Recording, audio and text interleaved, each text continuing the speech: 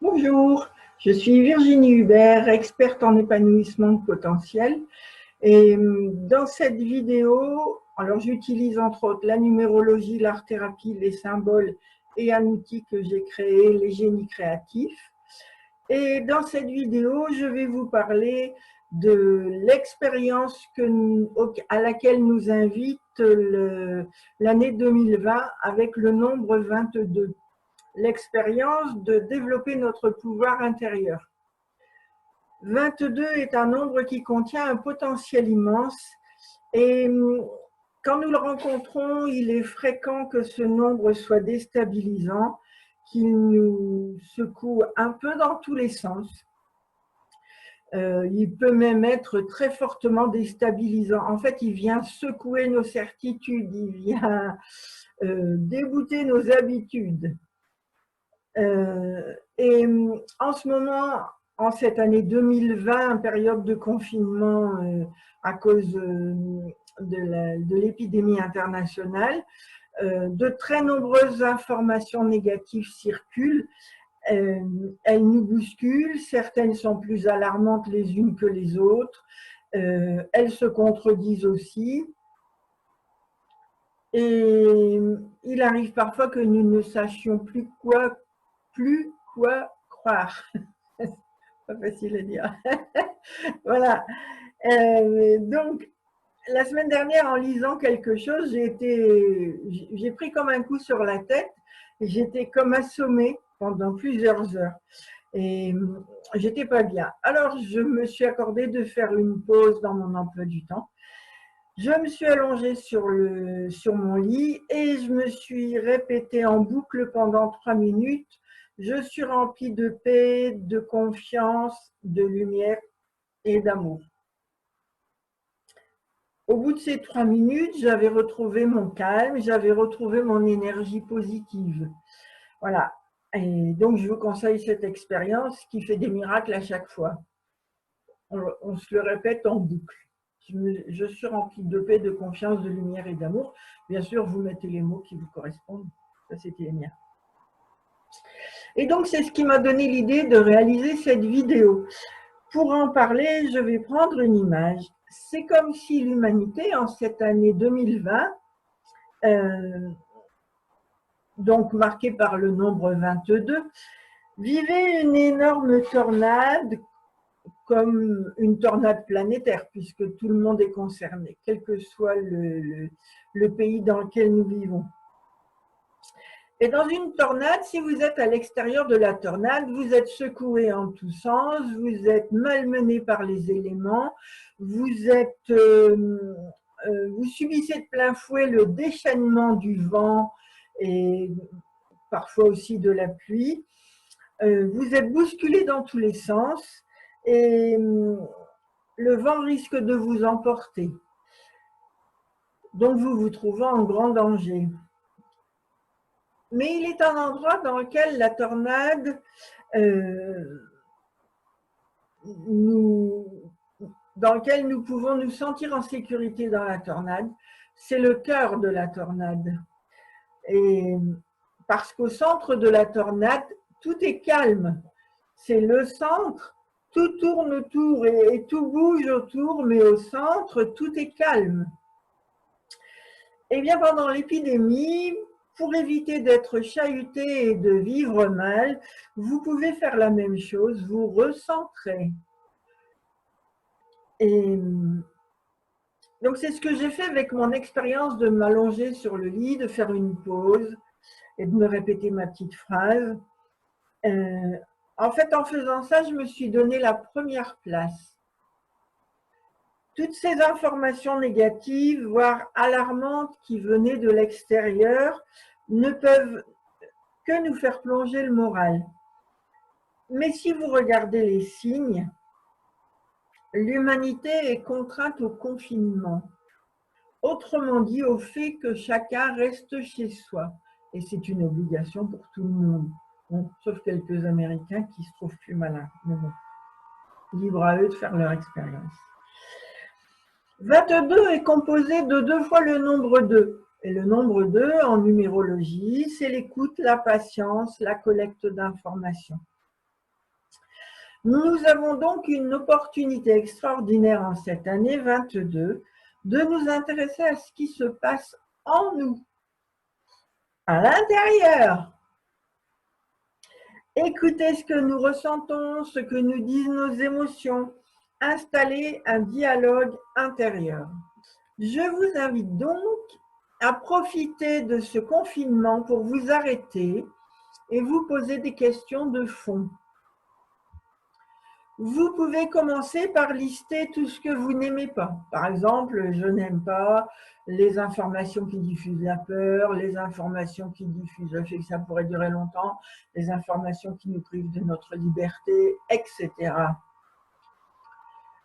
À partir de là, vous pourrez définir ce que vous aimeriez vivre à la place, les besoins que vous avez à la place de ce que l'on vous oblige à vivre. Et vous pourrez le faire dans tous les domaines de votre vie. Ça peut être la vie personnelle, la vie professionnelle, ça peut être les loisirs, la vie affective, amicale, relationnelle, physique. Au niveau de votre alimentation, est-ce que vous supportez qu'il y ait des engrais, des pesticides dans votre alimentation? Est-ce que, au niveau de votre lieu de vie, est-ce que vivre, je ne sais pas, mais en appartement, ça me convient, ou alors est-ce que j'aurais plutôt besoin de vivre dans une maison, etc. Est-ce que, au niveau de la nature, telle qu'elle est polluée, ça vous convient, ou alors est-ce que vous avez besoin d'autre chose? Est-ce qu'en termes d'écologie, qu'est-ce que vous aimeriez vivre? Et en faisant ce travail de clarification pour chacun de ces centres d'intérêt, vous aurez clarifié ce que vous souhaitez vraiment dans la vie. Il vous restera donc à porter votre attention sur tout ce que vous aurez défini. Portez le focus vers la concrétisation de vos envies. Et comme les pensées sont constructives, vous vous donnerez les moyens de réaliser ce que vous avez envie. Vous voyez bien qu'en portant votre attention sur ce qui se passe en vous, vous vivrez dans le calme, dans la paix et la confiance que la réalisation de vos désirs pourra s'installer. Vous aurez développé votre pouvoir intérieur.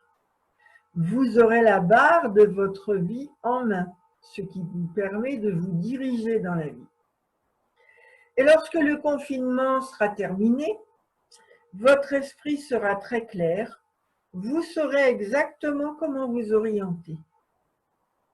Comparativement à vous qui connaîtrez votre cap, les autres ressembleront à des bateaux dérivant au gré du vent, au fil du courant, mais dont le barreur n'aura pas la maîtrise. Non seulement ils auront passé une expérience de confinement remplie d'émotions désagréables générées par les peurs collectives, par la culpabilité, par les menaces diverses et variées, mais en plus, en sortant, ils seront déboussolés. Alors, voilà l'arcane, le mat. Voilà, nous voyons un vagabond qui avance sur son chemin et nous voyons qu'ici, devant, il y a un crocodile. Alors, bien souvent, les gens ne le voient pas, le crocodile. Alors, là, sur la carte, il s'appelle le fou. Et la frontière entre le génie et le fou est infime. Et en fait, bien souvent, il s'appelle le mat. Je vais faire attention au reflet. Alors, il faut penser à tout. Voilà. Et vous voyez que le mat, il n'a pas de nombre en haut. Toutes les autres cartes ont un nombre, sauf le mat. Alors, on dit que c'est le 22, mais en fait, ça pourrait être le 0 qui se dessine par un cercle. Voilà. Alors, si vous regardez ce cercle, il peut représenter un repli sur soi, comme au cœur du typhon de la tornade. Le 0 nous parle d'un nouveau départ, mais vous savez que les départs se préparent. Nous ne faisons pas un grand voyage sans préparer notre matériel, notre itinéraire, les documents dont nous aurons besoin, au minimum un passeport, peut-être des visas, peut-être pas. 2020 nous est donc donné pour faire le point. Et alors, je vous invite à mettre à profit cette année pour installer de la clarté en vous, parce qu'avec la clarté, son gros avantage, c'est qu'elle précède la lumière. Et la lumière, c'est juste ce qui est à l'opposé de l'ombre. Or, ce que nous vivons en 2020, avec le confinement, avec la peur du virus, avec voilà, toute cette énergie négative ambiante, on voit que nous sommes vraiment plongés dans l'ombre, avec toutes les peurs qui s'activent. Donc, la question clé à nous poser en 2020 est « Qu'ai-je envie de réaliser ?»